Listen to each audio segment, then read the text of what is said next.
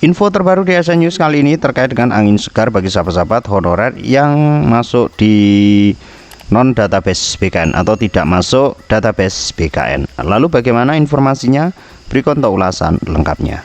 Titik terang honorer non database BKN dalam kebijakan P3 pada waktu 2025 ini, kata Kemenpan RB. Pemerintah Indonesia terus berusaha menyelesaikan permasalahan tenaga honorer melalui kebijakan terbaru mengenai P3K paruh waktu. Kebijakan ini memberikan titik terang bagi tenaga honorer yang telah terdaftar dalam database BKN. Namun, bagi teman-teman honorer yang tidak masuk atau non database BKN, ketidakpastian masih menjadi tantangan utama yang perlu segera diatasi. Tantangan bagi tenaga honorer non database BKN antara lain: yang pertama, penataan yang tidak lengkap. Pemerintah belum memiliki data pasti mengenai jumlah tenaga honorer non database BKN ini.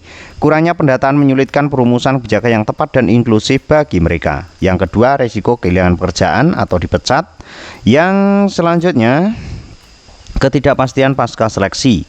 Jika gagal dalam seleksi P3K, tenaga honorer non database BKN tidak memiliki opsi alternatif. Minimnya peluang kerja lain di sektor pemerintahan semakin memperburuk situasi hal ini. Solusi dan harapan bagi tenaga honorer non database BKN agar tenaga honorer non database BKN tidak terus berada dalam ketidakpastian, beberapa solusi perlu segera diterapkan. Yang pertama, pendataan yang menyeluruh atau seperti kemarin pendataan honorer seperti tahun 2022.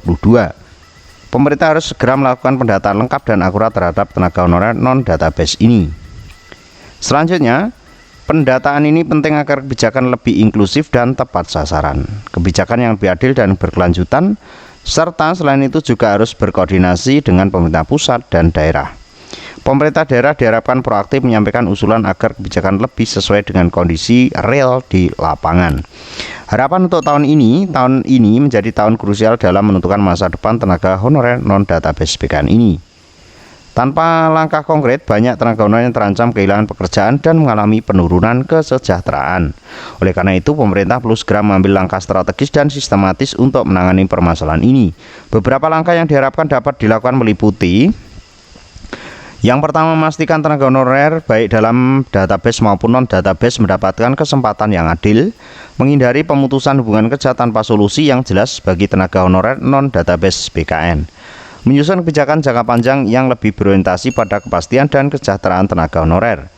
Diketahui keberlanjutan tenaga honorer non database BKN dalam sistem kepegangan negara masih menjadi tantangan yang besar, atau belum ada keputusan yang jelas sampai hari ini atau sampai video ini diunggah.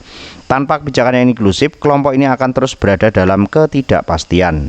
Oleh karena itu, pendataan yang akurat serta kebijakan yang adil dan transparan menjadi kunci untuk memastikan tenaga honorer tetap memiliki masa depan yang jelas dan sejahtera dalam sistem kepegawaian Indonesia. Tak bisa dipungkiri, dengan adanya honorer ini juga melengkapi ataupun meringankan pekerjaan dari pelayanan publik maupun pelayanan secara inklusif kepada masyarakat yang masuk di lembaga pemerintah. Mudah-mudahan informasi ini bisa bermanfaat ya sahabat-sahabat.